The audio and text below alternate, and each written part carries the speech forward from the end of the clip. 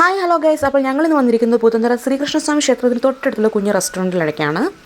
Look കണ്ടാൽ നമ്മൾ വിചാരിക്കും വല്ല അക്വേറിയം വല്ലതും ആണെന്ന്, പക്ഷേ അല്ല കേട്ടോ. സീ ഫുഡ് ഐറ്റംസ് മാത്രം കിട്ടുന്ന ഒരു കലവറയാണ് അവിടെ ഒരുക്കിയിരിക്കുന്നത്.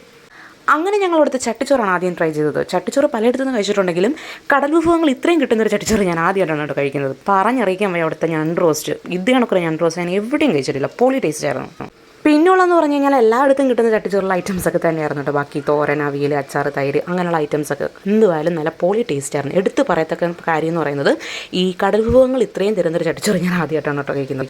നമ്മളവിടെ പരിപാടി അവതരിപ്പിച്ചാൽ ഇതാണ് അവസ്ഥ എന്ന് പറയും പോലെ എവിടെ ചെന്നാലും നമുക്കറിയുന്ന ആളുകൾ ആരെങ്കിലുമൊക്കെ അവിടെ കാണും. ഇന്നപ്പോൾ ഞങ്ങൾ കണ്ടുപിടിച്ചിരിക്കുന്നത് റീമൂസിനെയാണ്. കൂടെ യൂട്യൂബറായ വൈബ്രൻറ്റ് വിദ്യയുണ്ട്. അങ്ങനെ അവരവിടുത്തെ റിവ്യൂസൊക്കെ എടുത്ത കൂട്ടത്തിൽ എൻ്റെ റിവ്യൂ എടുത്തിട്ടുണ്ട്. അതിൻ്റെ ലിങ്ക് ഞാൻ താഴെ ഇട്ടിരിക്കും, എല്ലാവരും കയറി കണ്ടല്ലോ കേട്ടോ.